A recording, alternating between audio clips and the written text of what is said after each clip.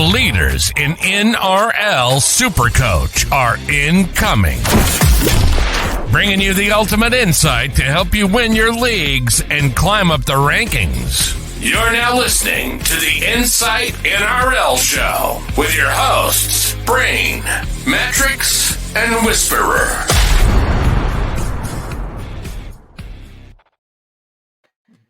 Yes, welcome back. It is the Inside NRL Show, and it is January. I feel much better talking about NRL in January now. It's not pre-Christmas time, so we're allowed to talk about it now. I'm the Supercoach Brain. I'm joined by my co-host, the Supercoach Mattrix, and of course, the Supercoach Whisperer. Matty, you first, mate. How you going? I noticed that you're wearing a very specific outfit there. Yeah, look, I'm just really excited to talk about the Bulldogs today. I think there's been some really good additions. I love what they've done in the front row. Yeah, and I think they've got some really good utilities. So, yeah, just excited to get in and talk about my boys. Love it. And Josh, we can't talk about the Tigers today, unfortunately, but we can talk about some better teams. So looking forward to doing that.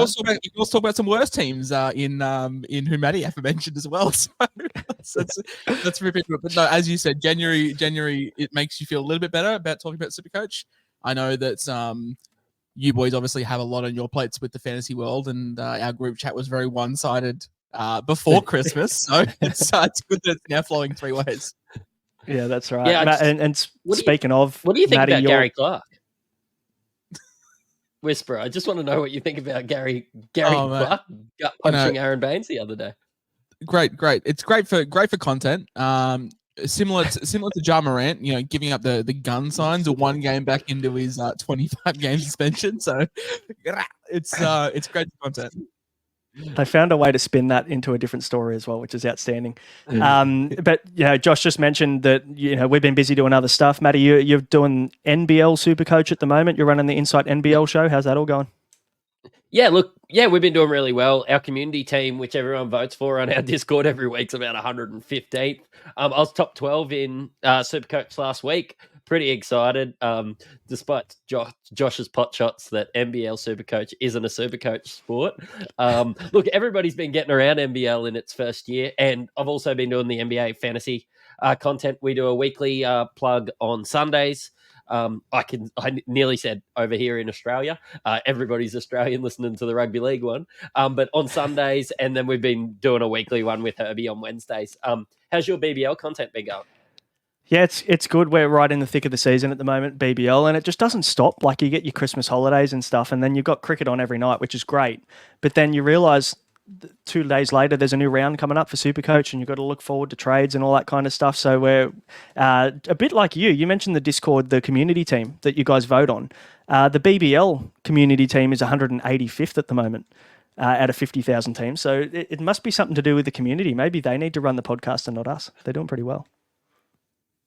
Yeah, it's probably not taking any risks because everybody votes, and it just goes to show if you can play it safe. Sometimes you can, while not making or breaking any massive ground, we're just going with the planning ahead and getting the most popular players and looking at the matchups, and everybody's having a discussion every week and, performing really well. So, and I was going to ask Josh very quickly about Majid, but I'm not sure I want to open that door.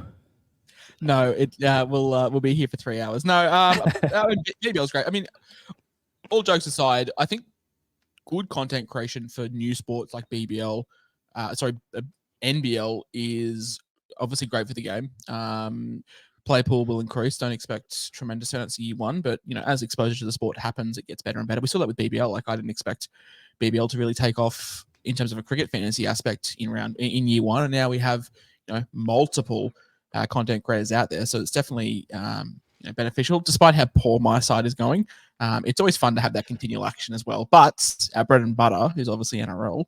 That's why we have a couple of teams to talk about. We have the Broncos, we have the Bulldogs, we have Manly and the Dolphins. Now we're going to split these up over the next couple of weeks, and then we'll get into positions, because positions we will go a little bit deeper, a little bit longer, just because we'll have more info. But today on the run sheet, we're going to be going over basically, boys, who we think's value, who we think doesn't have value, who is in, who is out, what do the buy structures look like? A lot of surface level stuff that we can use for our planning, because obviously for us, we're pretty lucky having access to Supercoach Gold. Our team pick is open, but Australia Day is coming up, and that's generally the deadline for non-gold members to have it. So I think this is going to be really good content to go back and listen to as well. So if people are listening to this, in early Feb, I think the stuff will be very relevant. Yep, absolutely. I'm looking forward to ripping in, so we may as well. You've already covered what's going to be on the show. Just remember, guys, to like and subscribe so you don't miss any future episodes coming up. These ones are going to, like Josh said, be good to refer back to in Feb. And obviously keep in mind, like, things do change between now and then, but we'll be updating, obviously, all of our information when we get closer to the season and when we find out more stuff too. So stick with us there. But Josh, we can just sit back and Matty can talk through the Broncos, because, he's clearly here to talk about the Broncos. So let's let him run with it. Mate, I reckon I've been about a 12-year season ticket holder. I don't miss too many. But yeah, look, I'm really excited. Disappointing with how the season ended last year. There's been a lot of ins and outs for my Broncos team. Got my Kevy Walters attire on for the Kevolution here. Look, they've got a really good buy schedule. The NRL's looking after us there. Yes. 13, 16, 24 for the buys, but the crucial thing for like Payne Haas and like Pat Carrigan is 13 and 16 are both covered by Origin, so they were missing them anyway. So the Broncos have like a really good gun schedule when it comes to buys and like Origin guys as well. I guess the question just becomes like, do they back up? You got obviously Payne Haas and a few other options there that are going to be pretty popular. Are we going to see these Origin guys backing up? They've got the buy anyway, so they would have missed it. Payne Haas more likely to back up than not back up, you'd think? Yeah, they all backed up. Probably more likely. I think he could get a rest though. He was a bit banged up though last year at the start of the season, and yeah, I do wonder whether he's probably the one that I expect to rest more than anyone else. Yeah, fair enough. There's obviously a fair few ins and outs here. Josh, do you want to take us through the new arrivals for the Broncos and who's leaving? Absolutely. Well, we've already discussed him at length in our team preview podcast, but Fletcher Baker does arrive from the Roosters, expected to potentially get some minutes in the middle with obviously Flegler moving on, but they also pick up Jaden Hunt from the Dragons as well. So nothing, huge on the ins. They've spent a lot of money in re-signing players, so therefore we've got to call some players, and we have seen Kurt Catewell off to the Wars, Huey Farnworth off to the Dolphins with Tom Flegler as well. Keenan Palacia off to the Titans. I think that's a really good pickup from the Titans, just quietly. And Ethan Quay Ward has been released with no contracts. On the injury front, boys, they're pretty good at the moment. Touch wood that nothing in the preseason happens too bad. And suspensions at the moment. So you expect, with all things running smoothly, they name their best 17 in round one. Yeah.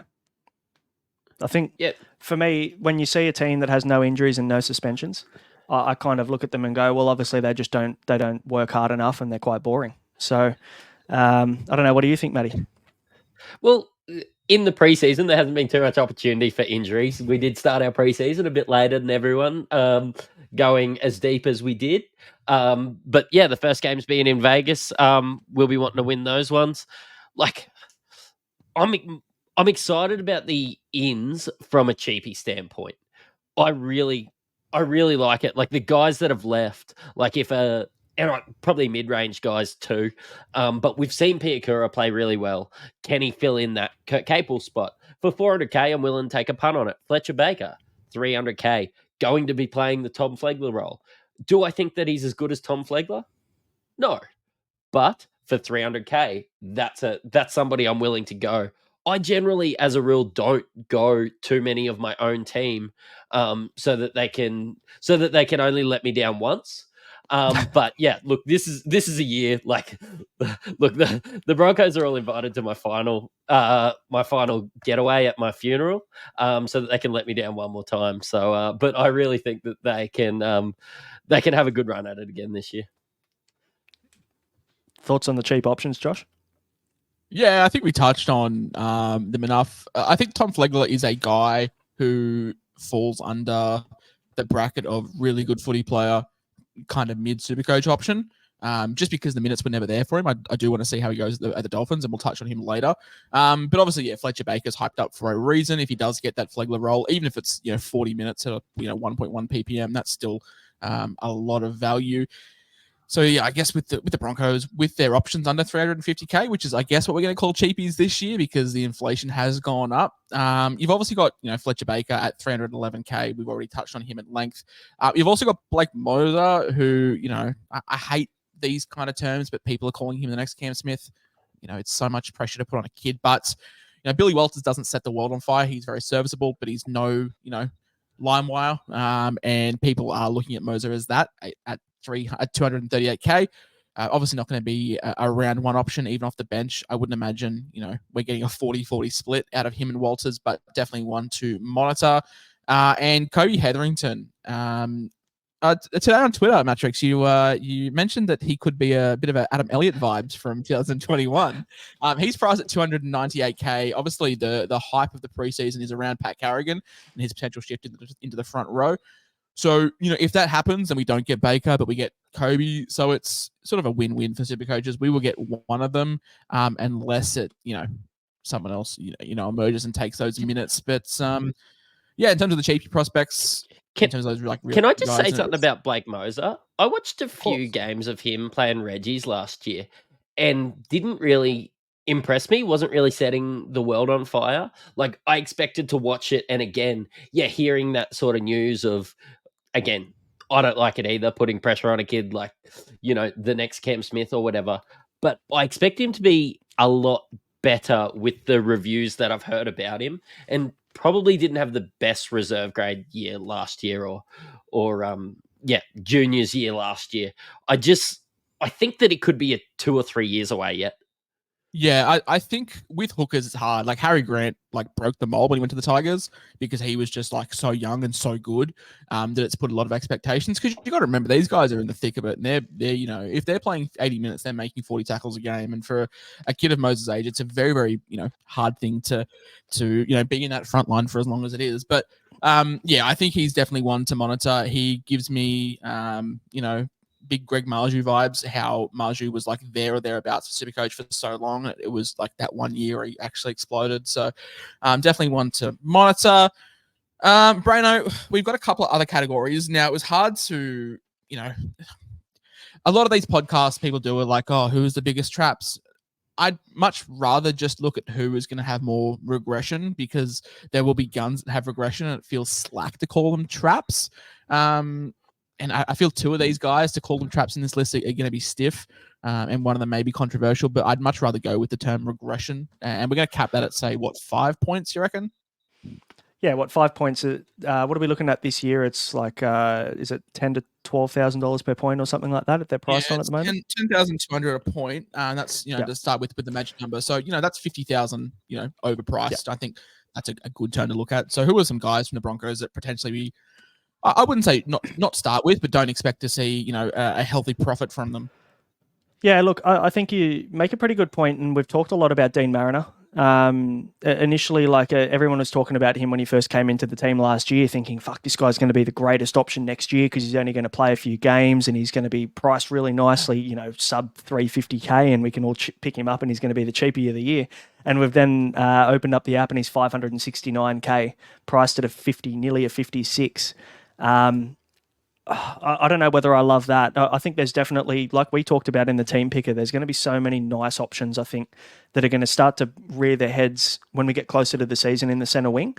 You've obviously talked about Kaeliro a lot. We'll talk about him in the Sharks. We will Sharks pod. Talk about him for the next 7 days. Maybe we'll just throw him in today.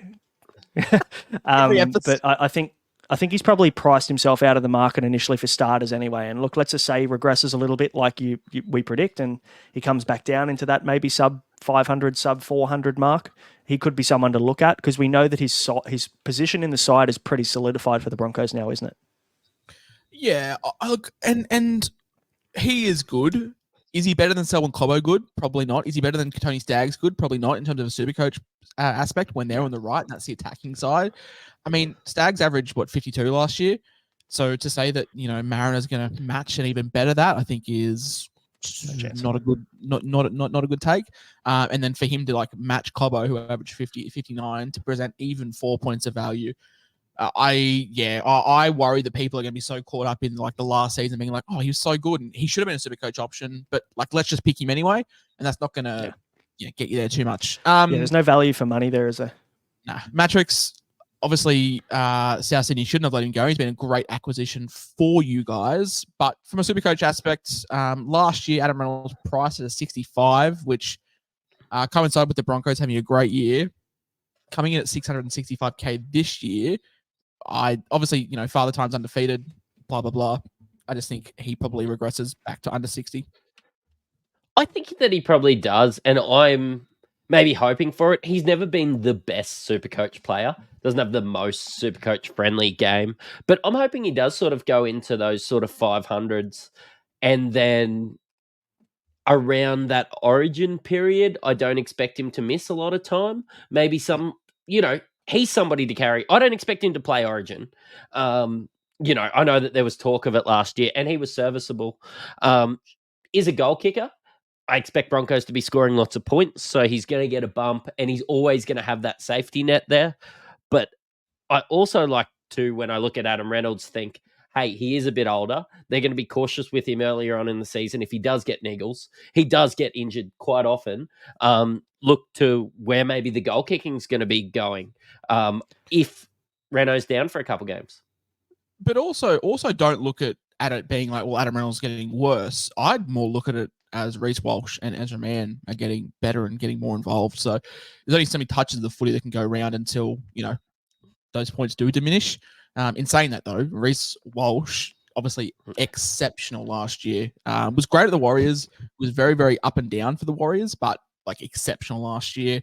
I would have owned him, but it was that 10-minute period. It was that 70-minute period of like game 2 when he had like 10 points. I was like, I can't trust this. But it just kept coming and coming. He's so quick. He's so electric.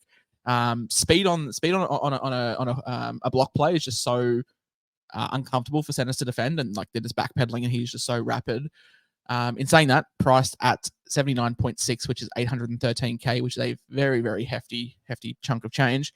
Are we worried on a second season syndrome, not being his second season, but like carrying on from a truly elite season?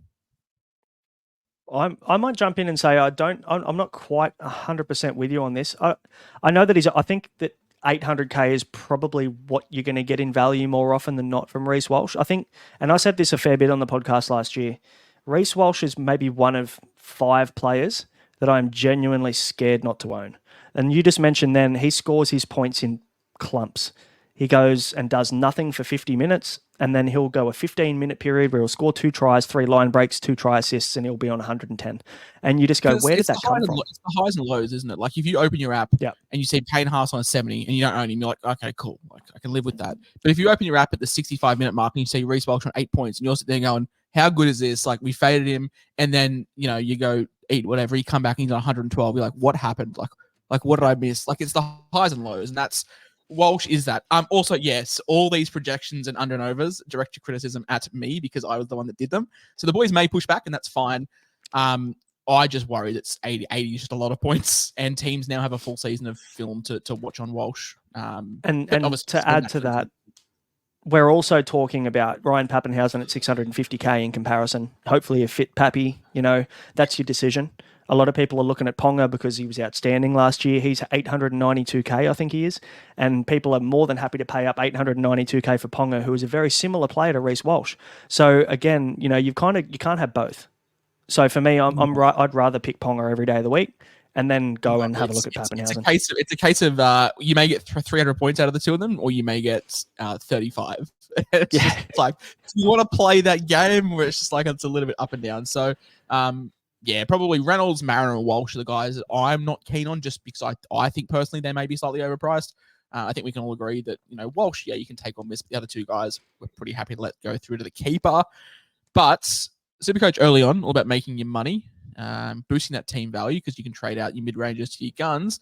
And the Broncos have a couple. Obviously, Mattrix, you spoke about him earlier. Brennan Piacora will fill in that left edge we would expect. Now, priced at a 41.9, which is only 430K.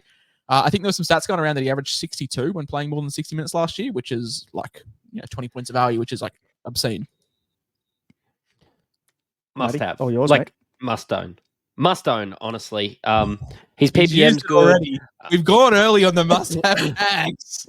We're only on the 2nd of January. We've already pulled it out. Must own. Honestly, they signed him, and Kurt Capel got so scared that he went to another country. That's how good he is. I've heard it all now. That's outstanding. I'm gonna say this is the first clip of the season as well. This is gonna turn. This is absolutely turning into a social media video. Very good, very good. I'm not going to say he's a must-have because I don't think any mid-range 2RF is a must-have at 400k. Only reserved for Kale, obviously. Yeah, but he's too cheap not to have, is he? But I think also when you're talking must-have in the 2RF at 400k, how many options do we have? 7 or 8 good ones. Yeah. So 1,000. Yeah, just flip a coin and pick a few of those guys, and you're probably going to get it right more than you'll get it wrong, I think. But Piakura, definitely, the role is there for him. You're going to get it right if you pick Piakura. Yeah, if it wasn't for probably the greatest 20 minutes of football we've ever seen by one particular player, Ezra Mann would have had a Clive Churchill, which would have been the second Clive Churchill by Broncos. I still think Anthony Milford would have won Clive Churchill in 2015 if it wasn't for the Cowboys. But Mann would have had a Clive Churchill, and he's priced at 52.1 this year. I'm seeing a little bit of value in that, just quietly. I reckon that's unders. I agree with you. What do you think, Matty? Yeah, I like it. I've currently got... Firstly, what do you think of the Anthony Milford Clive Churchill shout? And secondly, what do you think of Ezra Mann? I agree on both. Man, I like Milford. Clive Churchill for Milford's role. Should be... Get Milford in? Yeah, get Milford in. I reckon every year has to. I just see a pathway. Isaiah Katoa not quite ready for the NRL. Let's just Cody Nicarima, season number 14. Like, Milford's thereabouts. But no, like, what do you think of Mann? Like, obviously he's so young but so promising, and we saw how good he was in the grand final for all of 60 minutes, and he was the best on ground. And I think 52 is slightly unders. I think there was a really good shout when you said about Renault handing off a little bit more of the duties to Mam. He's put his hand up on the biggest stage and said, hey, I can handle this. Look, every week he's going to get more involved now. Had a fantastic year last year. Not kicking and Renault creating a lot last year. Probably Mam probably cost him a little bit, but I think that he'll step it up this year again. Yep. I agree with you on that. And, to go in the same kind of... We're looking at, obviously, players that are going to get 10 points or more in improvement. And I think maybe this next guy, Jesse Arthurs, probably has the left wing spot, depending on, obviously, how Corey Oates is going. Matty, you said in the team picker you weren't confident that they weren't going to run with Corey Oates to start the season, at least. But if they start with Jesse Arthurs, he's nearly more of a must-have, isn't he? Yeah, if they do, they went with Jesse Arthurs in the biggest games last year, but it's hard to know without inside word as to whether it was because Corey Oates was unfit or it was the passing of the torch. I'll wait for round one before I make comment, but honestly, either of them could be... Like, a healthy Corey Oates is good value at 450k as well, or Jesse Arthurs at 370. Yeah, he's priced at 37. Josh, what are your thoughts? Well, firstly, I just want to circle back to the Corey Oates shouts. No, not a chance. But obviously, yeah, Jesse Arthur was in my team when we did our team reveal pre-Chrissy. We're probably cutting it very fine in terms of like how much value is there. He's probably like a 43, 44, which isn't quite 10 points. But, at this early stage of the season, we don't have much information. Then I probably think he's the best of that mid-range bunch. But center wing, we do have a couple of options if we do get them. But that's going to be the Broncos, boys. Love it. Now, before we move on to the team that Maddie's here for, the Bulldogs, we'll give a quick shout out to the Standard Squeeze. Obviously, you can go to thestandardsqueeze.com. You can use the code INSIGHT15. You can get yourself all sorts of stuff that's going to help you drink responsibly. And, of course, conveniently, if you're watching us on YouTube, you see Maddie's got his swigging from his combo pack there from the Standard Squeeze. Got a bit of bourbon in that as well, I think. Is that the same drink from last time? Yep. I still haven't finished it. It's like rocket fuel. Yeah, good. But yeah, guys, obviously, the Standard Squeeze have been on board from day one. So support those that support us. Standardsqueeze.com is the website. Insight15 is the code. Go and use it and enjoy 15% off. Boys, let's move on to the Doggies, who have they've got more utilities than actual position players. So this is going to be an interesting conversation to have about how their team lines up. They've got round 8, 15 and 19 buys. So they actually don't have a major buy at all this year. They're obviously the only team on the buy in 15, I'm pretty sure. And then obviously round 8, and then, they do have a major buy, it's round 19. So they obviously wrap up the final round of the Origin major buy round with their 19 buy. But up until then, it looks pretty smooth sailing, and there are a lot of players that have come and gone. Maddie, do you want to talk through the new arrivals? Because there's a few. I could. I just first want to say, have you heard about positionless basketball? Because I think the Bulldogs could nearly play positionless football. Some of these guys could just be in the wing or the front row. I don't know what they're doing. But their new arrivals are Crichton, centre or fullback, Josh Curran, winger or second rower. You've got Poasa Salahi. We've got Drew Hutchinson from he's got two positions. He's got two positions of dropped or New South Wales Cup as well. So. He can actually play the left or the left-right out, I heard. Drew Hutchinson from the Roosters, another utility. Kurt Mann, popular 5'8", dual there from the Knights. Jamin Salmon from the Panthers. Blake Taff from the Rabbitohs. Connor Tracy from the Sharks. Jake Turpin from the Roosters. And Bronson Zeri. All back in for the Bulldogs. There's a lot of ins there. Can I quickly circle back to Jake Turpin? Because I know you're a real big fan of Jake Turpin from our conversations last year. You thought that, has he had a haircut since we spoke about him because you were a real fan of his bowl cut? To be completely honest, my NRL fantasy team is still called Turpin's Haircut because it's that bad. Love it. Any thoughts, Josh, on these arrivals? There's a lot going on, but a lot of guys that you just don't know where they're going to fit in, right? I've got a lot of thoughts. Not many of them are good. It's interesting. We'll talk on a couple of their middles, but their pack is just so light, and they're going to be forced to play Kurt Mann through the middle, play Jamin Salmon through the middle at reasonable minutes. I'm not talking like a Penrith Panthers 20-minute cameo off the bench. I'm 45 minutes off the bench. Obviously Crichton is the highlight, as is Josh Curran. They're probably the two headliners. Yeah. Kurt Mann's serviceable, but he's not shifting the needle. Blake Taff, I'm still high on him. I still think there's a good footy player there, and I hope that he does play fullback. But apart from that, it's just you got Zeri, who's a bit of an unknown, but it's just sure. I mean, you sign all these players on big money. You have to take a flyer on a couple of minimum contract deals. So sure, I guess. Yeah. Can I direct a question to Braino? I know that last year you were really high on Connor Tracy. Do you think there's a chance that, we're talking about fullback Crichton we were last year. Apparently that's why he signed there, where, Taff comes in. Would you like to see Tracy? Could you see a world where Tracy's playing fullback there? He was really good when played there. Yeah, he was also really good playing off Nico Hines, not Toby Sexton. No disrespect, but I'm a big Connor Tracy fan, but it's hard to really feel good about any of these guys coming across to the Bulldogs. And look, as a Tiger supporter, probably people think don't throw stones from glass houses, and but in saying that, I think there's a good footballer there. He's just too versatile for his own good. So you often find him in positions where it's not really advantageous for him, Supercoach-wise. If he lines up in the centres, which I think he probably will to start, I mean, look, Addo-Carr and Carraz will be on the wings, obviously, but then you probably got Zeri and Tracy maybe line up in the centres to start if they're going to use Crichton at fullback. If they don't use Crichton at fullback, fuck knows where he's going to be. So there's way too many question marks around what this lineup even looks like for me to feel good about any of them, if I'm completely honest.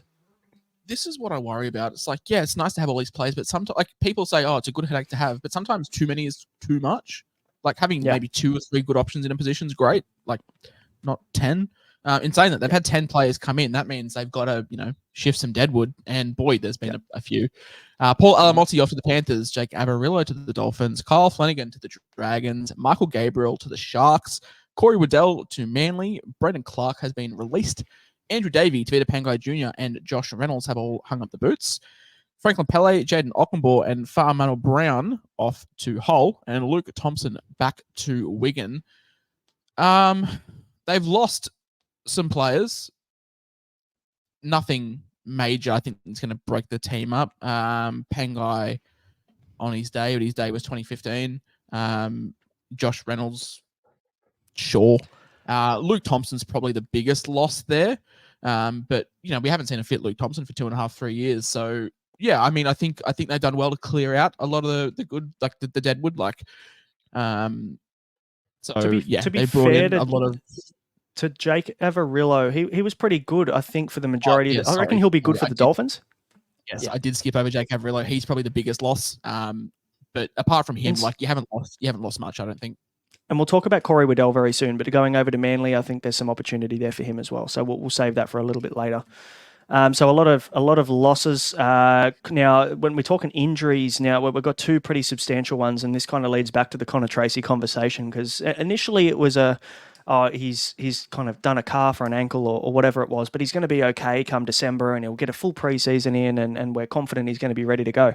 And then we get an update about a month later saying that it's much worse than they originally thought, this issue.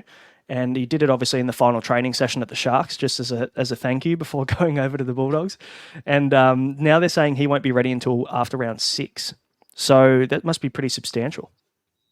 Yeah, you'd think so, but you would think it's not terrible, because then obviously the Bulldogs wouldn't have signed off on the medical, unless it was signed off for the contract. I don't know the ins and outs of like calling off periods of contracts, but yeah, initially it was like, just a slight niggle, have a bit of Christmas ham and come back, mid-January. Yeah. But now it's like, Seems cool, you're probably going to miss a month of footy. See you in mid-April, champ. I mean, Carl Olapalota, we might not see him again. So like the NRL physio did a really good breakdown on his spinal fusion. And yeah, like he's going to play. If he does play, he'll play with a plate like in the back of his spine. If he plays again, obviously like was this the kid that was really highly touted from the Broncos that came over? Yeah. So obviously huge future. So hopefully he can get back to playing footy, but scary stuff. Injury's not great. Suspension's better though. Nothing to worry about with suspensions, which is nice for them. So let's tear the Band-Aid off of these cheapies, because there's a couple, and we mentioned sort of how light their pack was. Liam Knight, never thought I'd be saying this, but Liam Knight at 330k. Now we know in his best, I think the Supercoach Collective did some stats breakdowns. They think they said over 35 minutes he was averaging something like 45, which Liam Knight has had his struggles off the field. He has openly been to rehab. He's mentioned that alcohol addictions and stuff. So good on him for coming out and getting better as well on that. So if we can get Liam Knight back to somewhat of his quote unquote best, there is definitely value there. But the guy I want to talk about is Sam Hughes. Now he has been given the best trainer tag by Phil Gould on Twitter. I'm sure many footy players looking up aspire for that award. But to Phil Gould's credit, he also gave the same award to one Jacob Preston last year, who, killed it. So their pack, boys, it's thin. There's like Carla Olapalota, so there's Chris Patolo, there's Liam Knight, there's Ryan Sutton, Max King's a lock, like for minutes, but then there's like a 5-way battle for like 3 spots. What's Raymond Faitala-Mariner doing after he wanted to tell the media he didn't like wrestling? It's just like, there's so much out there. I think we get Knight or Hughes.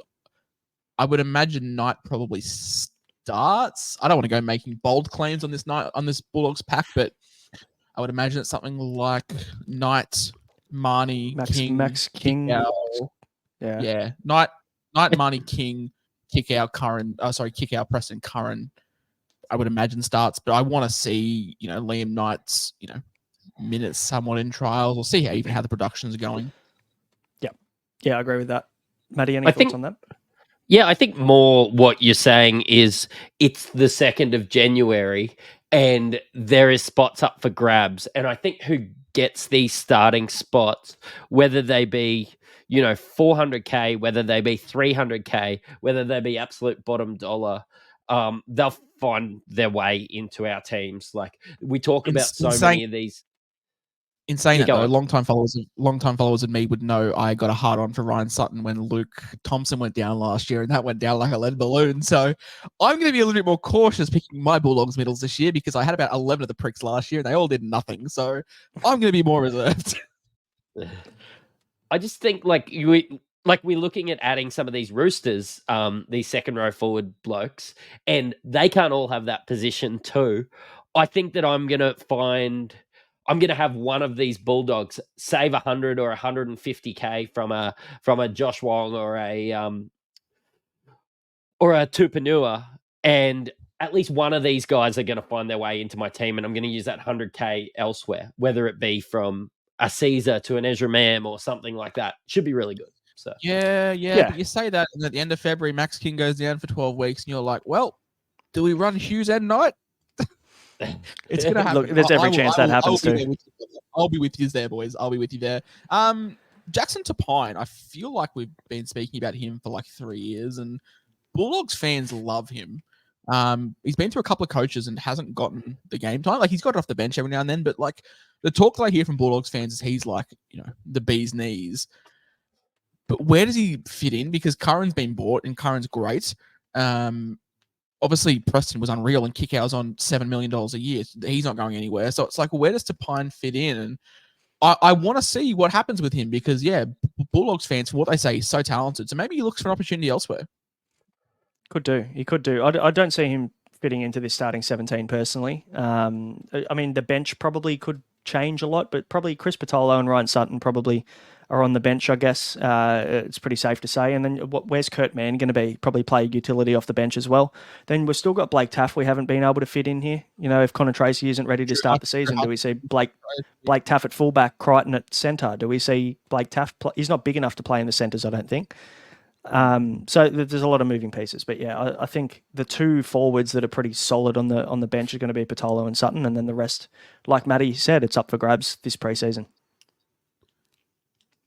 Yeah. Matty, talk to us on Bronson Xerri because obviously, LimeWire at the Sharks was one of the best cheapies a couple of years ago, and then, we're getting him at a good enough price at about a 33. Not many expect him to start round 1, but I expect he's at the top of most trade-ins when he's named eventually.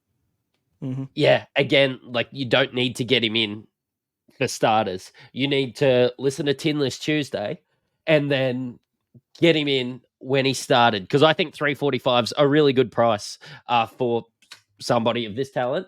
But yeah, don't expect him to be there round 1. Maybe it'll take an injury to get him in.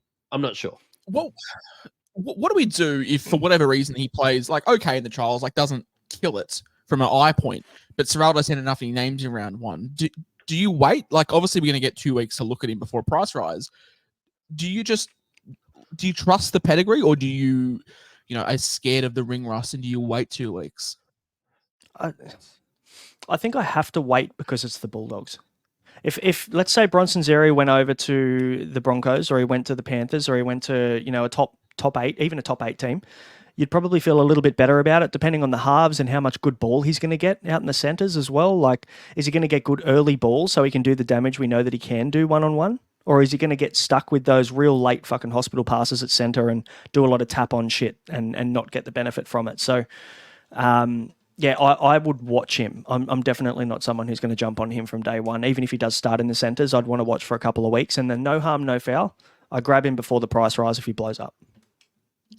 And the beauty of it is, and this is something to remember, the first price rise is always the lesser, because it's not like you've got a million good scores in your rolling average. You're only going to have one. So like your first price, even if you wait till round 4 to get him, like you're not going to be killed. The big fallers, we've talked on Kurtman already this year, just 2RF this year. In previous years, he's been hooker 5/8, 5'8", fullback, prop, like bitch. Kurt Mann's been a jewel everywhere. This year he's just 2RF, priced at 4.15, and he's priced at a 40.7. Now, like, if for whatever reason he plays 6, then yeah, there's some value there. We saw him at the Knights when he played 6. He was like relatively good. When he played hooker, he was also relatively good. But I just think he's going to be splitting minutes with Marnie, Curran, Sexton. Geez, he could split minutes with Crichton at fullback if for whatever reason they moved him back there. So price at a 40.7. I expect him to be not highly owned, but just a guy I wanted to highlight. But the interesting point, boys, Stephen Crichton, he could score 75 at fullback. He could score 14. Like, he's priced at a 64, which is 650K. There was some chat going around on social media that he could be the biggest faller in price over the first 6 weeks. And if he plays centre and it's not goal kicking, he could be 400K. I mean, surely he doesn't goal kick when you've got Matt Burton in the team. I'd say he holds on to that. And then, yeah, look, if he's named in the centres, let's say, for instance, they just want to, they want somebody that knows what they're doing in the centres. If Connor Tracy isn't ready to go, and they play Blake Taff at fullback to start the season, that could realistically happen. I don't know whether they're going to go and pay that much money to Stephen Crichton to go and sit in the centres for 6 weeks while Connor Tracy comes back. But I think even if he is at fullback, I mean, how much have we seen from him at fullback? How often have we seen players go from the centres or the wing back to fullback and it doesn't work? So there's no tried and true kind of form that we're looking at on how well he's going to go up the back. So, yeah, too much risk for me at that price, especially. 650K is a lot of money. That's a Pappenhausen right there. Yeah, I think he's a guy that we own, after 7-8 weeks when he is 450K and Serraldo goes, shit, let's just put him at fullback. So, yeah, I think that's the play. But Maddie, I think Braino hit the nail on the head when he said it's the Bulldogs. Like, you're not just going to get these guys in straight up because, life is like a box of chocolates. You never know what you're going to get. So it's the same with Critter. Like, if he's at fullback, do I want him in my team? Yes. Do I want him in my team for 650? Well, all the value's already juiced out there. He could just score. Like, if he starts fullback round 1, he could be priced at a 60. And he could just score 60 a week, be priced at a 64, and that's great. I don't touch him all year. I don't touch him all year until things start to go awry. Yeah. That's fair. We talked on fullbacks for the Bulldogs. They obviously tried the Hayes Perham experiment. Not going to spend 1 million hours on him, but priced at a 50. Even if he somehow gets a wing spot, like it's just a no. And Connor Tracy, boys, like we've obviously let's say he's fit for round 1. He's still priced at 55, and as we've said a couple of times, it's the Bulldogs. Can we expect a centre to be averaging 55 at the Bulldogs? Like I can't get around it. If we have a look at their best scorers last year, we have Carraz with a 59, and Carraz is like, absolute tackle beast, and Tracy's priced 4 points shorter than that. So even if he's priced, I'm not keen. Yeah, and also Carraz played his best footy on the wing, I think, last year as well. So like we're taking that into consideration. Connie Tracy isn't going to play on the wing for the Bulldogs. So, yeah, that's fair. No, that's a fair assumption. I think if Connor Tracy drops in price, great pick. I like him as a player. I think he's got heaps of potential. But when we're looking at 56 points of value on the Bulldogs, yeah, that's a fade. So let's move on to the value now, the good stuff, because there is some good stuff in this team. We have shed on the Bulldogs a little bit, not intentionally, but we're just obviously being realistic with who we're looking at. And there's 3 guys that really stand out. The obvious one, or maybe 2, the obvious 2 for me, Josh Curran and Viliami Kikau. Just these guys are so far underpriced from what we've seen them do previously. I mean, Josh Curran's priced at a 41 and Kikau's priced at a 45. Like, you tell me that you can't get an easy 10 to 15 points out of both of those guys at their best. Matty, what are your thoughts? Yeah, Josh Curran is one of those blokes that I find his Supercoach game is probably better than his actual game. I really like him. Had a bit of troubles getting, I suppose, a regular role over in New Zealand. But I think at the Bulldogs, it's a lock. I think that he's good enough. I think that he's better than all these other second rowers that we've been talking about at 300K. And this guy's only priced at 420. Josh Curran was probably one of my first added this year. Yeah, me too. Josh? Yeah, as we were talking, I'm just trying to pull up a tweet that I put up on Josh Curran, because I did have his stats broken down. So Josh Curran obviously priced at 41. But when he was playing over 60 minutes last year, or just in his career, over 60 minutes, he has an average of 65.3, which is ridiculous, which is, 24 points of value, which is just like absurd. And that's like wild. keeper levels of territory. Obviously, I don't think it's going to stay there. But even if we can get like a 58, 59, like that's still a lot of value. Kickout is someone I'm more reserved on. I'm obviously not as bullish on Kickout as I am Curran just because it's Kickout. Like that 45 is made up of a lot of 80s and a lot of 25s. And those 25s were still coming at Penrith. So, they are going to be there at the Bulldogs. He has shown tendencies not to be an 80-minute back rower, which is fine because he's an impact guy. But, you'd like to have more minutes. More minutes equals, better opportunities. So Kickout, I'm probably happy just to watch. But yeah, Curran, all things considering, if he starts at 13, he'll be a guy that will be in my side and won't be moving for the next 70 days. Blake Taff, interesting. Because he's priced at a 40 exactly. Fullback only. I don't think we're going to pick him. But the debate does then come in in saying that though, like, I never thought I'd go away from two guns, and yet I found myself trading out a gun for Dream Buller last year. Obviously, Buller much lower priced, but there is still room for these cheaper fullbacks to make money. And if Taff does get it, I've said before, I'm keen on Taff as a player. I think there's some value at 40. We could see him push avenues of say 55. Hayes Perham had streaks of that last year. I think Taff's a better footballer than Hayes Perham, and I think the Bulldogs are in a better position this year than they were last year. So if Taff does get the fullback slot, it opens up some merits. People are looking at potentially Jaden Campbell, who is more expensive. I think Campbell has more upside, but I don't think it's night and day to what Taff has. I want to quote Mattrix from 5 minutes ago. I said it negatively. Well, they are the Bulldogs. You look at Blake Taff, priced at 40, 408k. Well, they're the Bulldogs. It's the Bulldogs. They could score 40. They might concede 50, but they still could score 40. Narratives are the best. No. I was just going to say, I don't know whether I'm on the Blake Taff train, personally. You're not drinking the Kool-Aid? Nah, no, not this early in the preseason. You know what? I'll come around and I'll formally apologise to you on the podcast if I end up having him in my team round one. But how many better options are there at 400k? Like, I just can't see it. I just can't see it. At fullback? I don't know. Yeah. If you're going cheap, Dream Buller. So maybe my thinking behind this is kind of swayed by the fact that I always go with two primo fullbacks. Did you ever expect to buy a bottom dollar cheapie last year though? No, not at all. No, but that was Jareen Buller. He's the GOAT. As a Tigers supporter, he was one of the best things that ever happened last year. So is Blake Taff going to be that? Look for the same money at fullback, you can have Blake Taff or Charlie Staines. It's chalk and cheese. He's not even going to get a mention, I don't think, when we do the team preview there. But that's Charlie fine. Staines, grass stains. But that is the Bulldogs. There is some highs, there is some lows of the Dogs. Hopefully for Doggies fans, there is more highs. But for the content, let's hope there's for some more lows. And I also think, to be fair, like the amount of upside that there is across this squad, Supercoach wise, is massive. Like we could see a few of these really cheap guys slot into roles. You talked about Sam Hughes, Liam Knight. Imagine both of those guys slot into the starting, or at least even get some bench minutes and make us 100, 150k.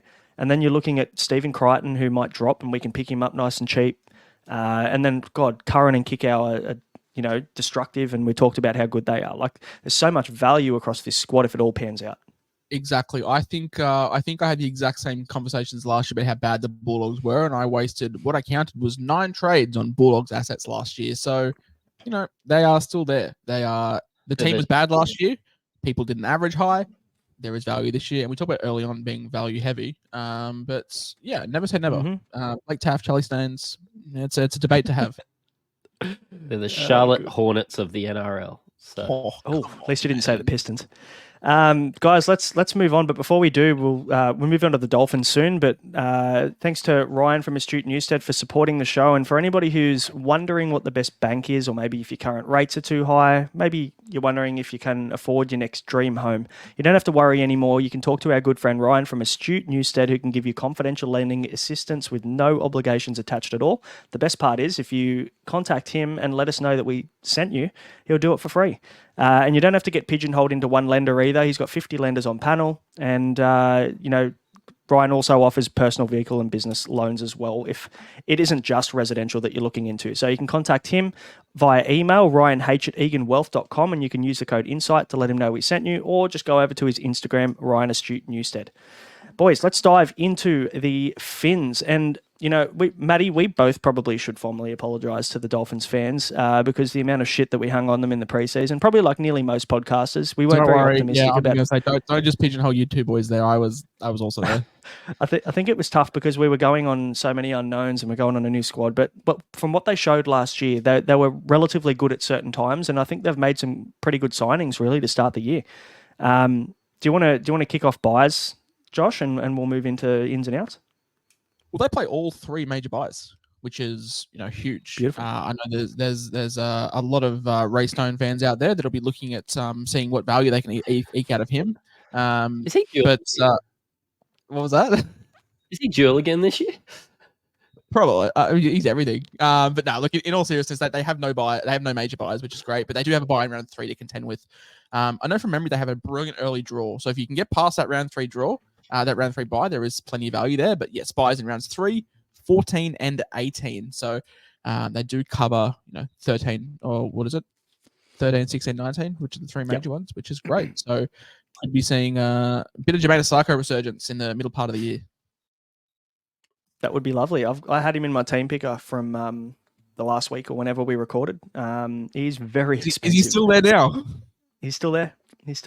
I feel pretty good about him. I like it. But we'll see. We'll see what happens then. But obviously a few new arrivals for the Dolphins as well. We just mentioned from the Bulldogs, Jake Averillo's over with the Finns. Also, one of your boys, Matty, Herbie Farnworth, is over from the Broncos, as well as Thomas Flegler. Maybe they did a buddy deal there, 2 for 1.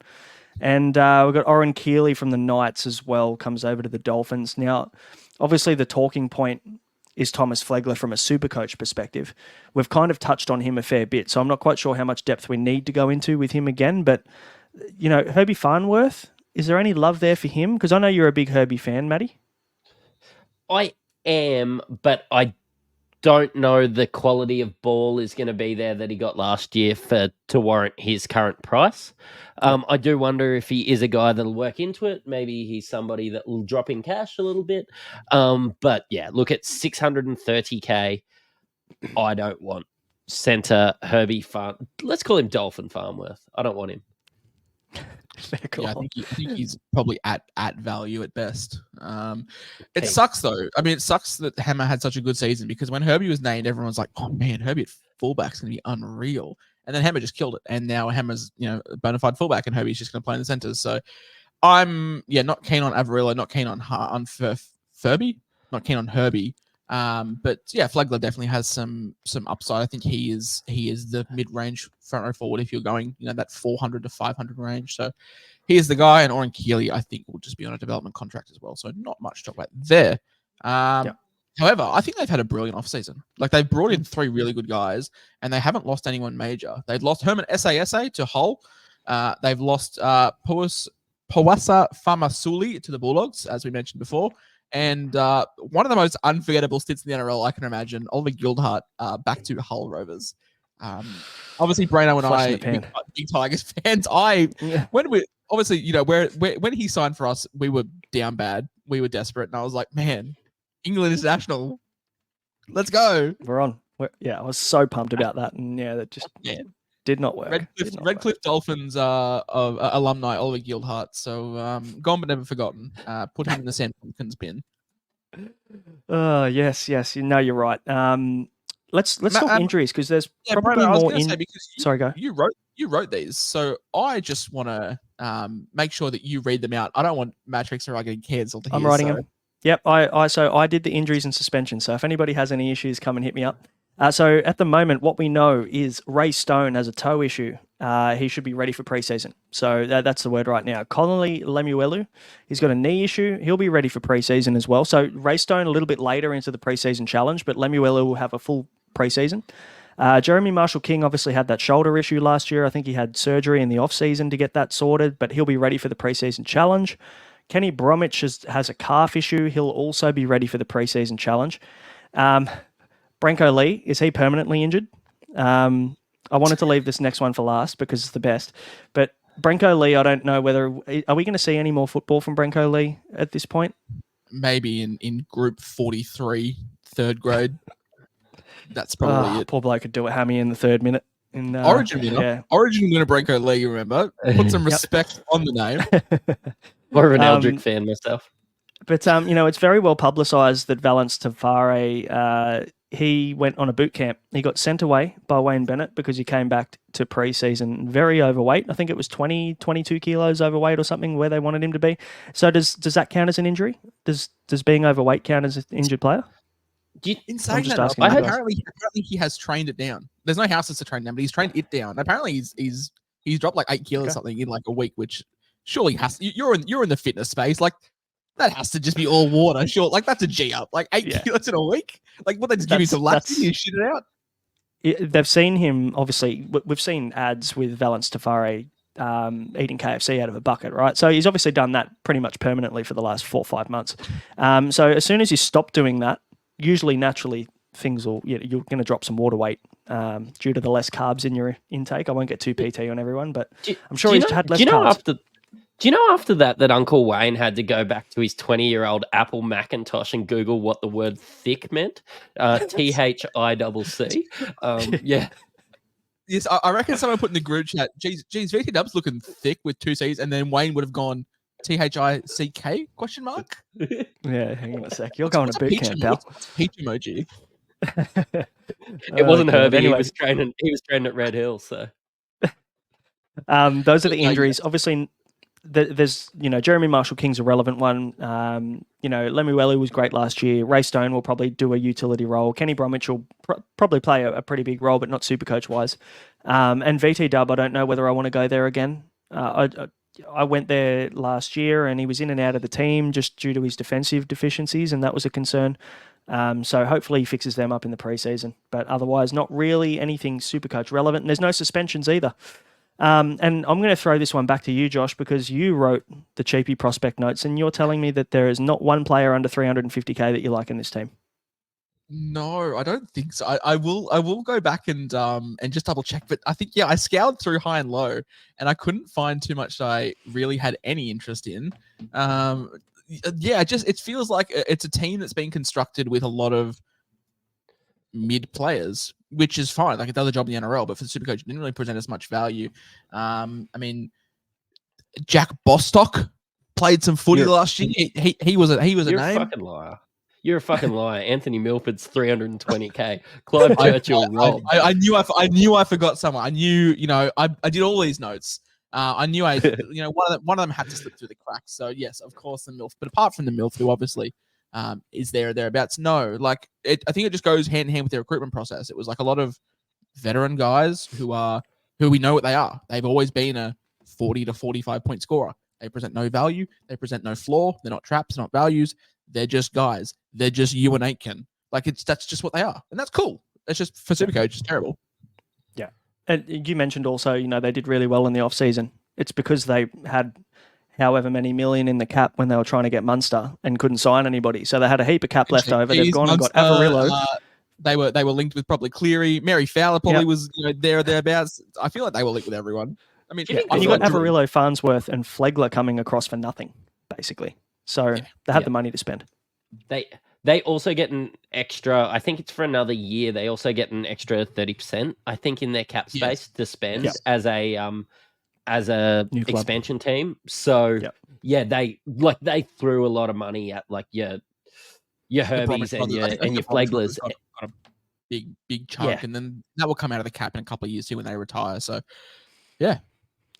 So obviously, if there's no cheapies, there must be some fallers here somewhere, right? So who are we looking at here, Josh? Take us through I think Number one, your boy. I showed on it a couple of times. Ewan Aiken, like Ewan Aiken was great like 2 years ago when he was at the Warriors. He was sort of in and out of positions. He was great. He's priced at 56.8. Where does he play? Does he play in the back row? Probably not. You've got Felice Kafusi, you've got Conley Lemuelu, and then the centers we've already established. One of them will be Herbie. He might fight it out for the other, but still, 57 points is just But yes, my boy Ray Stone, me and Adrian titled him Ray Mustone last year, averaged 43, which, I think he was 230K. Yeah, he was very cheap. Serviceable, but I just don't see history repeating itself. He is getting on in age. A lot of injuries as well. So 41 for Ray. I don't think many people are going to average him, so I'm not going to own him, so I'm not going to spend too much time on them. Cody Nikorima as well. He was unreal when he played fullback, he played halfback, he played 5'8", he played hooker. He was unreal last year. Unfortunately, I think that's the Kurt Mann, the Connor Watson syndrome. You play a lot of positions really well, and that means you are one of the best 14s in the comp. So price at nearly 60. If he gets a start, in a perfect world, he averages 25 points for the first 10 weeks. Something happens to someone in their spine, and he just comes back in and averages 60, which is what he does, which is unreal. But yeah, I don't think anyone's looking at 600K for Cody Nikorima being like, oh man, let's get around that. However, 33% of this podcast currently own Jermaine Asako. Let's talk about him. I think there's value in the first 5 weeks. I think that's where the value stops because he's priced at 77. I don't think he will match a 77 for the season. In saying that, though, I want to put a huge caveat because I think he is a great buy if you have big balls and have 800K to spend on a center wing because their draw is unreal. Yeah, look, fair call. I can't argue with that. I was initially going to mute you as soon as you said Jermaine Asako and just come back in 5 minutes or something. But no, look, I agree. I think the reason I'm looking at Asako to start the season is because of that draw. I think if they had a bad draw, there's no way in the world I'd go anywhere near him. But we just know what he did at the back end of last year, even through the middle of the season. And we all faded him at the start of the season. We said, Jermaine Asako from the Broncos who did nothing. How's he going to come here to the Dolphins, a worst team, and do something? And he did. And he had the goals. He kicked goals. He kicked well. And they scored points. And everything came up Jermaine Asako. And it wasn't a flash in the pan. I'd be okay with it last year if he did it for 5 or 6 weeks and then fell off the face of the earth. But he didn't. Even when they were playing badly, he still scored well. I thought that was going to happen. I remember he averaged 80 points for the first 4 weeks. And I was like, everyone, why is Jermaine Asako the most traded in player? People are just following the crowd. They're chasing points. And it wasn't until round 21 when I finally got him. And that's when he sort of went downhill. But still, he was great through the season. So you broke him. Okay. Yes. But we had a lot of random as fuck average increases. Bryce Cartwright also was a top 10 2RF. We had a lot of guys that just came back to Supercoach prominence. And it was so good to see Asako. I think he was a top point scorer in the comp, one of the leading try scorers. He is one of the most aesthetically pleasing goal kickers. I could watch him kick a ball all day long. And yeah, their draw is unreal, but it's weird to put him in the big forward category, but I just don't see him averaging more than 71 points come around 27, but I could see him averaging 81 for the first 5 weeks. It's and that might be the risk that you take is you pick him and you just punt him when the draw gets a little bit tougher, and then you can move him on to a Brian Toto, or you can move him on to one of the more safer options with more base. Matty, you were going to speak on him? No, I just really like him. He did have a good run with New Zealand again too, starting to do it on a bigger stage. I wouldn't call Redcliffe a huge stage. Didn't go well at Gold Coast, didn't go well at you got to have a pot shot at your little brothers sometimes. But yeah, didn't go well in Brisbane. Actually, you know what? He was serviceable through some tough years at Brisbane, but yeah, looked great. He was going to be it on the biggest stage. I thought he was going to be a good fullback at the Broncos, and he was for a little bit, and just Tessie New is another one. Yeah, he's great. But I think that was the big thing, Braino, was the fact that this wasn't an 8-week flash in the pan. This was all season. It was from round one. I think that's just a Wayne Bennett factor. He has such an ability to put an arm around a player, and Asako strikes him as a confidence player. Wayne just pulls him in and says, "Look, you are him. He is him." and he proceeded to be him and was unreal. So, yeah, caveat, I think he will lose 5 points. I think he will average about 71 at the best. But in saying that, if you have him in your round one team, I will not say take him out. Can we talk about one more player from the Dolphins that I currently have in my team? And it's Jerry Marshall-King. The question mark around him is if he plays that 55, 60 minutes and Cody Nikorima comes off the bench. But I'm looking for a guy, and maybe it comes down to preseason. Maybe it comes down to Jeremy Marshall-King's fitness. But he was great when he played. And I'm like, think of all the things that you can do with 200K. Like, I'm not going as far down to look at Lachlan Croker to get 300K. I was about to say, what happened to Croker? You went on like a 20-minute spiel about how Croker was the man. You're just giving up on him. He's my draft guy. I just think that we should be at least looking at Jeremy Marshall-King with this draw, with the fact that I don't see him playing Origin. If he's healthy, if he's got an 80-minute role, I'm just not sure it's there yet. But, hey, this is what you talk about on the 2nd of January. Can New Zealanders play Origin yet? Yeah, I was going to say, isn't he a Kiwi? What worries me... Yeah, not going to play Origin. What worries me so much about JMK is he was broken. Then it was like, all right, we'll play you. And then he got injured again. And then Bennett was like, nah, we'll play you again. And then he got injured for a third time when it was like, maybe we should stop. And then had surgery. That worries me. I just worry about the disrupted preseason. He's not a cheap price. He's not like 500K. He's like big bucks. And I think that Cody Nikorima showed himself to be really serviceable last year at 14. So I'm worried. Do you feel like maybe JMK is like that cheaper Harry Grant that everybody's hoping he becomes? Because I feel like... less exciting Harry Grant, yeah. Yeah, you know what I mean? Like no one wants to spend up to get Harry Grant, right? He's that awkward kind of really high price in a plotted position. So people are trying to find this alternative, amazing person that could get close to Harry Grant in JMK. Robson. Just get Reece Robson, who's yes. How'd that go last year, Matty? Because did you start Reece Robson? I had him from round 1 to the end of the year, and he was just more Reed Midney than Reed Midney. He was like mid Robson. All right, if you want, I'm going to look down the barrel of the camera here. If you want a hooker that is going to play 80 minutes, who has somewhat of a good running game and is somewhat exciting on a somewhat good team, just pick Blake Brayley. Like, just get Blake Brayley. Like, he's also... I can't argue with that.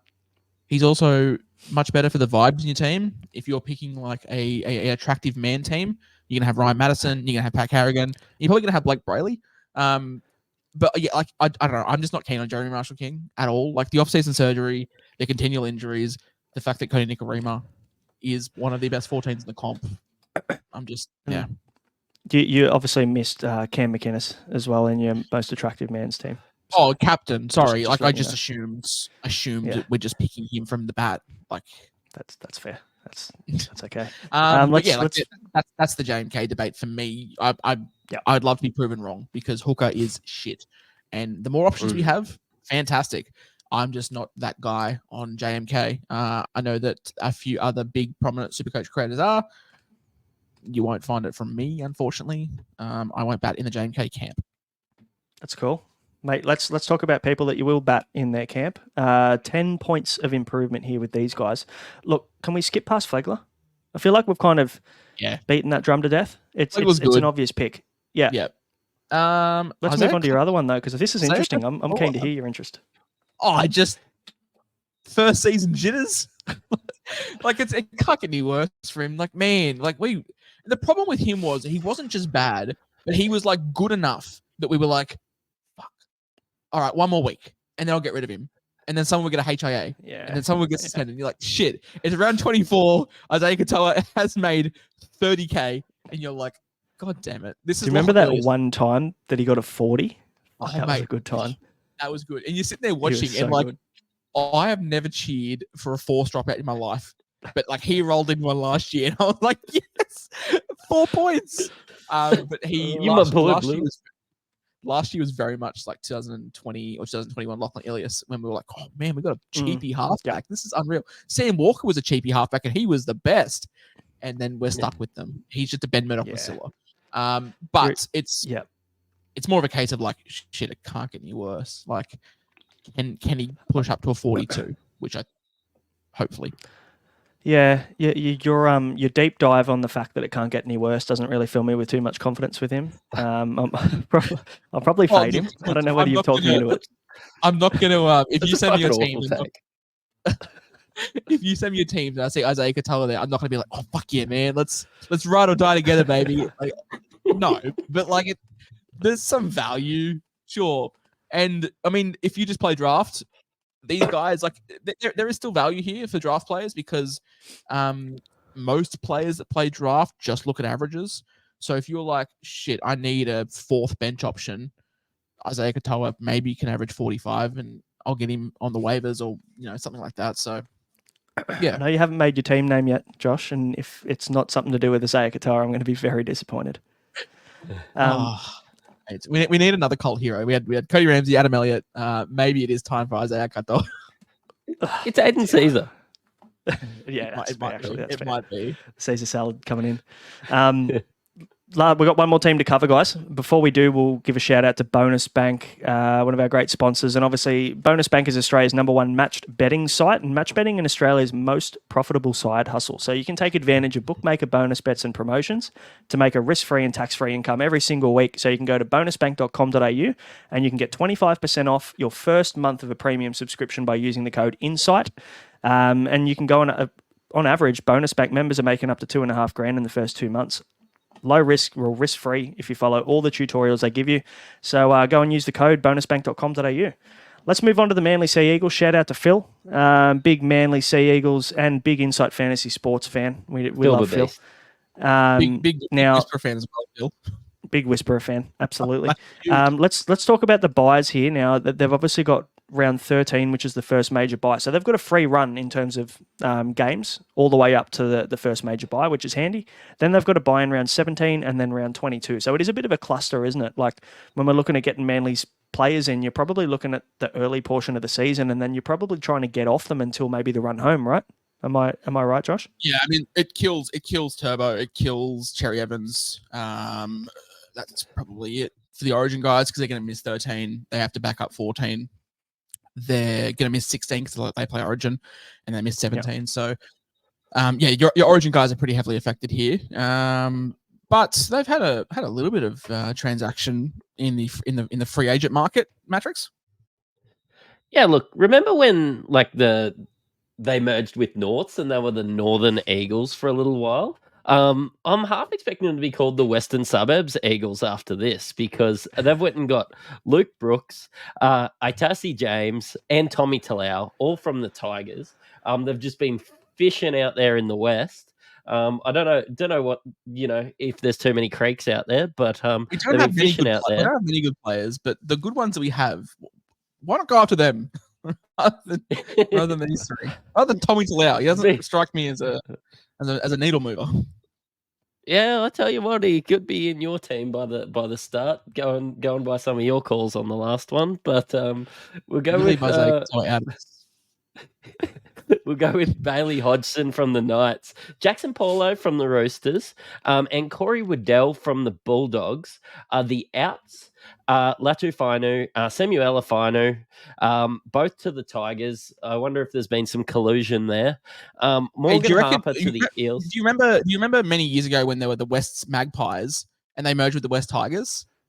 They should be called like the West Sea Eagles or something like that with so many Manly players this time. They should be. I had a little quiet fist pump there when I heard Latu and Samuel Fainu to the Tigers. I reckon that's great for us, but this isn't the Tigers pod, so push on. Yeah, it's about building a future, but we've got Morgan Harper building a future by getting him off your roster. Great. Kelma Tuilagi to the Eels as well.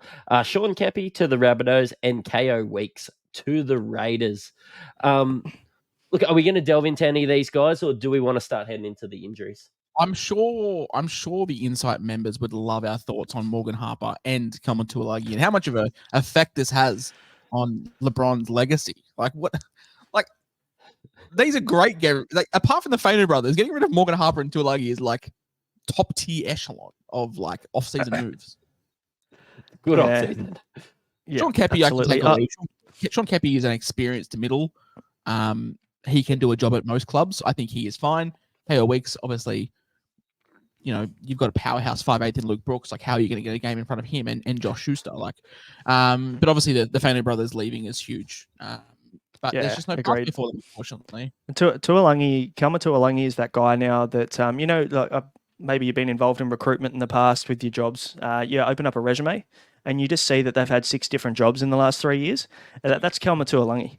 It's like he can't stay in one place for more than one season before he has to go and try somewhere else. So, yeah, I don't know. I don't know how the Eels are going to go with him, but we'll talk about that when Para come around. Injuries. My last words Sorry. about Morgan Harper are the best thing for Manly is that if there's an injury, they don't have Morgan Harper waiting in the wings. They can just pick anyone else. Good. Okay, that's probably the perfect time to move on then. And I'm sure we'll hear from Phil about that too. Injuries. Josh Aloiai had shoulder surgery. He's tracking well for round 1. And whenever we hear tracking well... Who? Josh Aloiai? O'Shea. Ole. Oh, yeah, okay. Fucking here we go. Fuck, I thought you had me. I'm like, did I pronounce that wrong? Who? Matt Lodge, obviously with the knee. In your face. Mate, you fucking nearly got me there. Good. That was good. Enjoyed it. Matt Lodge knee returning around... Round 4 to 8, we'll see Matt Lodge back as well, saying he's on track, and they've said that Josh Aloiai is tracking well as well. But we know what that means. Usually they're going to give a range of 3 to 5 weeks with guys like that, but not really Supercoach relevant. Turbo, Tui Pilotu, and Carl Lawton all good for pre-season. So for anybody looking at taking a punt on Turbo, I mean, I'm sure we're going to talk about him, but he is fit and will have a full pre-season under his belt unless he injures himself again. So fingers crossed he doesn't. Suspensions. We finally get to talk about one, and that's Tolu Kola. He got suspended when he was playing for Tonga, I think it was, or against Tonga. Can't remember. It was one of the international games. He will miss the pre-season challenge. He won't even miss an NRL game, so not relevant in that respect. And I know we have some passionate thoughts about whether suspensions should count in the preseason, but we can probably move through that because we've had a fair bit on. Talk us through the cheapies, Josh. You've kicked off with a couple of decent ones. Gordon Chan Kum Tong, probably the biggest cult hero in the NRL, just name value. Yep. But he's also very, very good, very handy, very, very ball-like just a nugget. But very crafty. Look, yeah, I'll say remember the name, but you obviously will because it's Chen Kum Tong. Like, how can you just not appreciate that? But yes, like obviously Lachlan Croker does not set the house on fire, but he's a very serviceable hooker. But if he Chen Kum Tong reminds me very much of a similar situation that like Pete Mamazoulias from the Rabbitohs is in. Like both very, very good backup nines if their senior nines ever go down. So he is definitely a guy to get around. We want to be seeing the come on some Teamless Tuesday news. Ben Trbojevic, boys, we'll be doing this podcast in 2033. And we'll be sitting here saying, do you reckon Ben Trbojevic is a good cheapie this year? Like, it'll always be the case. But yeah, get him in there. And I love whenever he gets hurt, I can post on Twitter that Trbojevic is hurt. It always does well for clicks. Good stuff. He did a Hemi last year. So I tweeted out Turbo's done a Hemi. And I put Trbojevic has done a Hemi. And it blew up. It banged. So good for content. And Tommy People would have appreciated that. Yes, they loved it. Tommy Talau at 287K as well. Now, Trbojevic, his best chance is if Josh Schuster is still in the doghouse. He'll line up on the left edge, but he's also got competition for another guy we'll talk about later on as well. Probably a bench spot. Does have the nice duel. Do we talk about Ben Trbojevic if he doesn't have the nice duel? Probably not. So that's probably where my opinions lie on him. And Tommy Talau is Tommy Talau. Might play. Yeah. Tommy Talau, like I remember watching him in a few Tigers games, and he just had the biggest Barry Crocker I've ever seen. I think he had like 6 errors. He was awful. Anyway, then he went through a little period where he signed with Manly, and he suddenly became a good footballer for the Tigers until the end of the season. He actually played some decent football at the back end as soon as he signed with them. So for me, I reckon he's going to blow the place apart. I reckon he's going to be really good. because he's left the Tigers, and that fucking seems to happen to us every season. Of course. What I do worry about, though, is established NRL players that are cheapies. I say that with Nick Cottridge currently sitting in my Supercoach team, because it's like, well, if you were good, why are you not 450k? Like, why are you not with the rest of the pack? In saying that, though, is in a better team, better attacking team. So if he can find some form, great. But Brad Parker, Morgan Harper never really set the world on fire. But Talatau Kula maybe gives us some kind of retrospective as to what Talau could be. But yeah, I mean, I think I'll probably start with him if he's named, just because he's named and he's a guy. Like, that's just what centre wing is. Yeah. And 287k is close enough to basement price, really. Just use the cash elsewhere. And even now, he could be a place filler until we see teams and go from there. So it's kind of the price you want. We talk about cheapie prospects and making money, and we also talk about big falls and regression. I feel like Tom Trbojevic can go in the cheapie category. He can also go in the big falls category, because 800k could be, 500k unders. It could be 500k overs. Yeah. What do we think of Turbo? Because he averaged 83 points on one leg last year. Yeah, and I was an owner. I was a Turbo believer last year. But maybe I've learnt a little bit, and maybe I can just be a little bit cautious this year. Maybe I can just wait until round 3 and see if he's gone. What do you do in the second week of the trial when he has like 4 try assists in the first 30 minutes? Do you like, oh shit, I get him in my team. I miss it again. We on, baby. Is there nothing worse though? Is there nothing worse at 3:55 when you see Turbo run out on the field on a Sunday and he's on your team? You're like, fuck, this is going to be the most painful 2 hours of my life. I did. But there's nothing better when you see him limping while he's running out there. Oh. Boys, I benched him last year for Will Warbrick, which was highly documented. Which I made 5 points, but man, those 5 points were not worth the stress of watching Tom Trbojevic. No way. That's the thing, though. Like he averaged 81 points on one leg last year. What? It's just like everybody. Look, everyone forgets 2021 because everyone calls it an outlier season. They call it, all the points were elevated in that. But do you remember what he did that season? Take away points, take away Supercoach, and just remember what he did as a footballer that year. Like, the guy's a freak of nature. If he's fully fit, it's going to be very hard to talk me out of picking him in round 1. That's the thing, ahead of Ponga. It's if fully fit. That's the thing. That's right. And that's what I was going to say to you boys. Like, if he goes down again this year, I'm done. I have to be. It has to be that ex-girlfriend that you text once a week for the next year. You up 3 a.m. eggplant emoji. You know it's not going to get any better. It's just like a casual, dirty thing, and you're like, we have to cut ties. This is not benefiting anyone. It's fun. It's fun, and the fun for you and Turbo is the 3 weeks when he averages 112, and then it's the painful realization that NRL Physio tweets, "Hey guys, Turbo's out for 12 weeks." That's the realization that you and your ex are never getting back together. But the thing that average tells me, like, he seems to be really good or be injured though, and he only fucks you up for one game. Like, so yes, if you miss half a season, you just trade him out. How many trades you got again this year? I don't know. I'm used to NBL where you get 2 a week. Am I actually considering? Because I don't think I can go without Ponga. I don't think I can. I think he averaged like 112 when he got the goal kicking back. I can't pass that up. But isn't it funny how the narratives changes so much? And we're talking about Turbo and Ponga, right? And let's think back to round 5. Two of the most injury questionable guys and in their position. 100%. And everyone's now talking about Ponga being a must-have after everyone was saying, I'm not going near him. I'm not touching him. He's one head knock away from retirement. Boys, live trade alert on the pod. I've got the money there. Turbo's in. Oh, love that. First live trade of the season. And it's January 2. He swapped out Calero. It's so hard. No, more golf. You wash your mouth. It's so hard with Turbo, isn't it?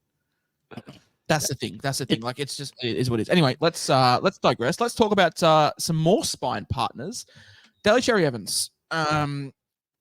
I think will go down as one of Queensland's greatest. Yeah, I agree.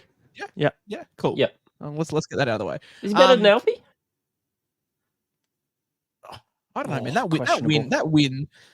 That win with the Lee brothers. Let's not forget that like Ethan Lowe also nearly kicked Queensland to a state of origin time as well. So, so there's been some fun stuff. But Daly Cherry Evans, $782K, $900, priced at a 76.7. That's his high. But Cherry Evans goes on these runs. Like he'll average 60 for like 12 weeks, and all of a sudden he'll just average 100. It's. I think with Turbo back in the side, with a more natural 6 in Brooks than say Schuster, I just don't know where the touches come from. This might just be a Adam Reynolds situation. I don't know. I haven't done the numbers, but obviously his average would be very, very slightly inflated due to Ruben Garrett goal kicking as well. Not goal kicking when Cherry Evans took over for a bit. But I see Cherry Evans as a guy that I will be owning at some point of the season. It just won't be round 1. Yep. He's one of those guys that I always look at. He's like a window shopper for me. He's like, I like him and I look at him and I look at his stats and I'm like, fuck, he's in good form. And then I just look back to Cleary, to Hines, to, the premium standard halfback options and just go, yeah, okay, I'll go with that. It's like, do you want to twerk a Corolla? That's like, it's reliable. Or do you want the Mazda Miata, the RX-8? It's like, it may break down at any time, but it's so fun. Yeah. I like DCE. I like DCE as a player. I like him as a Supercoach option. I just think, you're right. You probably see a little bit of a drop-off from him initially, but there will be a point in the year where he will become a viable option to pick up. And that might be a point where through the Origin, or not through Origin period, but either side of Origin, he might be a pickup based on the schedule for Cleary or for Hines or whoever.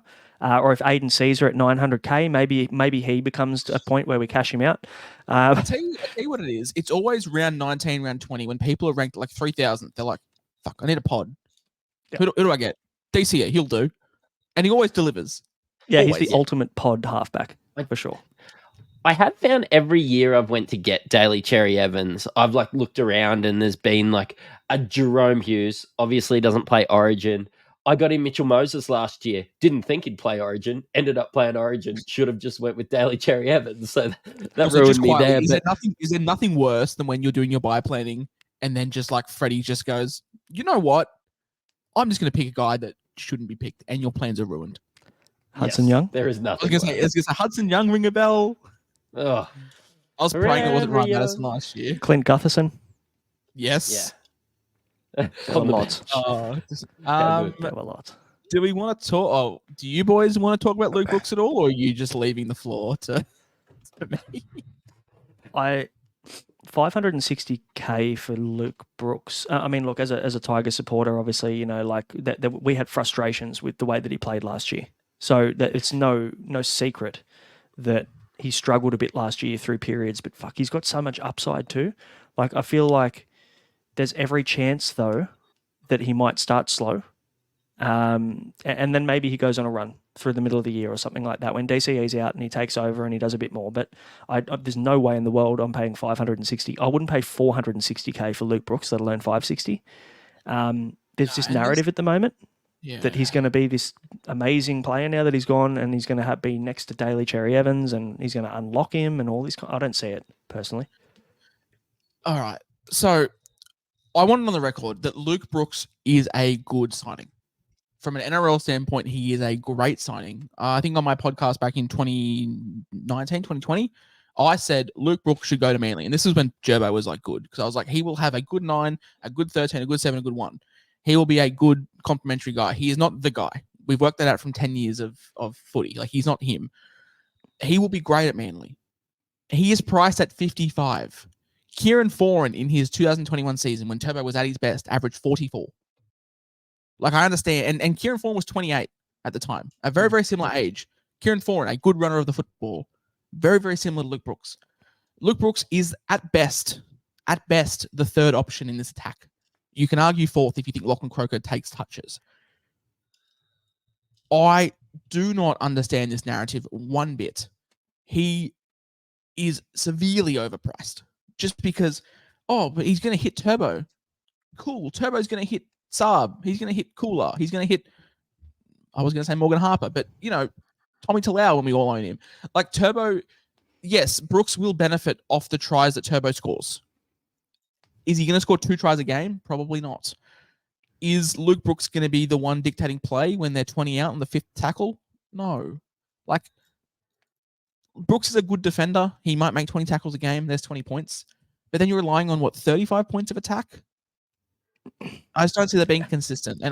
And like Braino said, maybe I'm just getting too worked up in it. And when the ownership is released, maybe, you know what it is? Maybe we are in a Twitter circle where, like, there's such a small percent of us that are, like, in the circle that when we open up the app and it's like 2% ownership, we look like dickheads.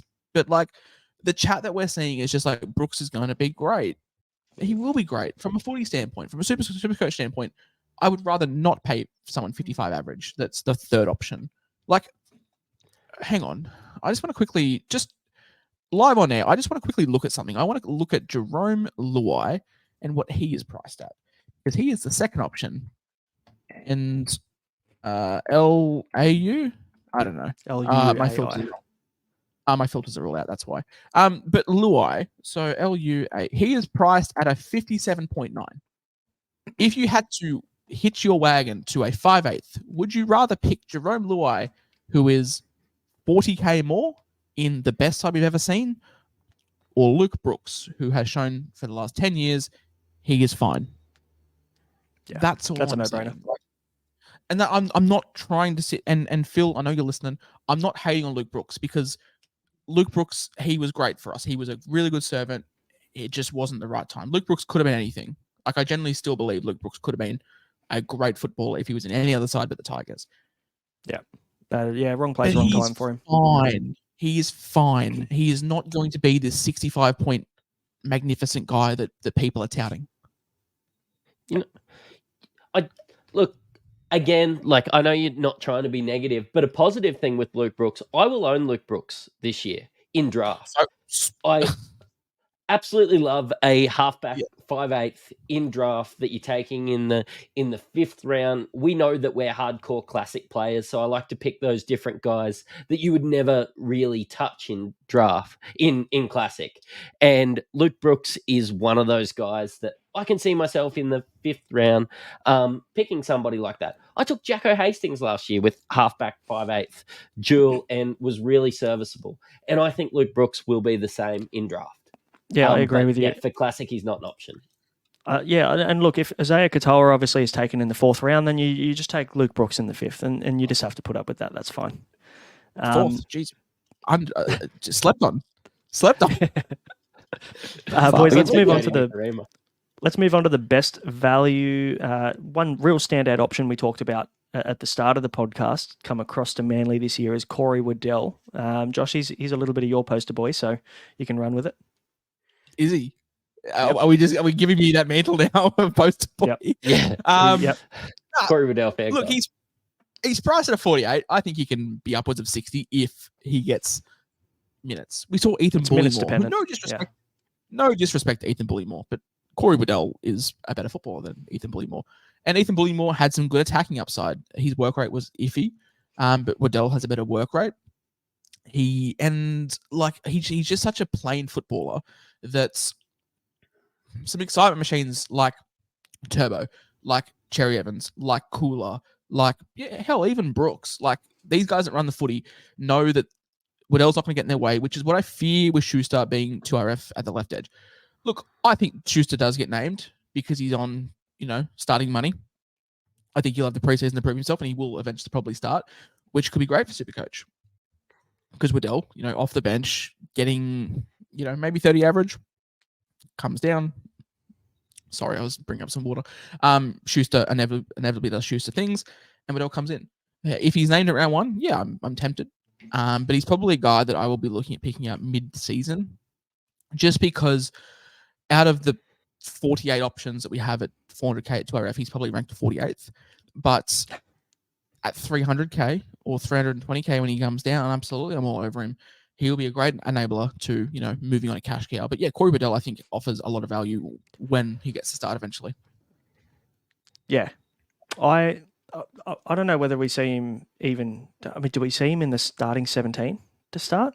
Like, I mean, if your I boy think Chen so. I mean, Tong like- is going to be utility, you've got Sipley, you've got still Bullymore. Do you think he's better than Bullymore or Sipley? Because that's probably I his think, step I in, think he's isn't better it? than Bullymore. I think he offers. I think you have to have an edge. I think you have to have an edge on the bench, and like Waddell's a big enough body that can play through the middle. And I think he is better than Bullymore, and that's great. If he's the fourth option off the bench, that's great for us because he inevitably will get the start. I think so anyway. I don't know. Maybe I'm being too harsh on Schuster, but like, I don't know. I think, yeah, like it's been so long since we've seen what we saw from Schuster to create the name of Josh Schuster that he is today. The way that we view him, it's been a long time since he's been able to do anything like that. So, and don't get me wrong. Would I be judging Josh Schuster this heavily if he was on 350k a year? No, of course not. No, of course not. It's just with high pay packets come a high expectation, and that's not. And don't get me wrong, I'll never begrudge a player for getting the bag. Get the bag all you want. I mean, I just worry that it's. I mean, we have a Broncos fan on the podcast who obviously like Ben Hunt wasn't connected with you guys when he was on the massive money, but it's just like you'll never begrudge a player for getting that bag and setting their family up. Yeah, that's not their fault. Do I think Jerome Luai is going to be grossly overpaid at the Tigers? Absolutely. Do I respect Jerome Luai for setting his family up for multiple generations? Absolutely. I want Josh Schuster to live up to the hype because I think Josh Schuster at full potential is unreal. And we saw glimpses of that in 2021 when he was, killing it. We saw it obviously he was a big kid playing in school footy, but he translated well to the NRL in 2021. And yeah, you never want to see a player be like dragged through the media as he was last year. So yeah, hopefully he puts it together. Hopefully for Supercoach, it's Corey Waddell season though. Yeah, fingers crossed. Matty, anything to add on that one? Mate, not really. I'm very aware of the time, so maybe we can play a little unders or overs with their average and just give us a thumbs up or thumbs down and let us know what you think. And obviously, having 3, we're going to have a deciding vote on each one. So, Manly flavoured, Jackson Paulo, under or over 46? Ooh, Under. I'm going over. Under. Yep. Just because so I can pay him the draft sub. pick. Yeah. Yeah, fair call. Tuipulotu, under or over 35? Over. I mean, depending on the game time, over.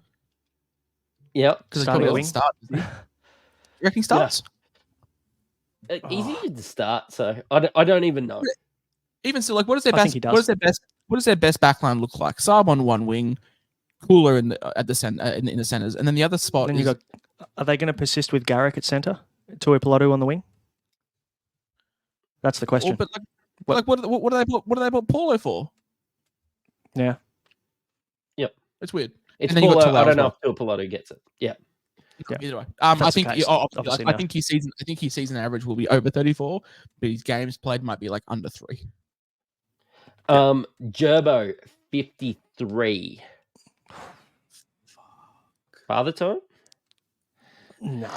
Not yet. Under. Oh.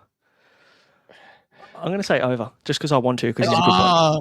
I was going to say you've been hit with the nice guy factor. Yeah. He got me. Mattrix Homer, Lachlan Croker 52. No, Yeah, the emergence still overs. of the emergence of the cum. We're going unders. Love it. And Josh Schuster, fan favorite, a 45. Overs. Under. I'm going under. All right, I got one.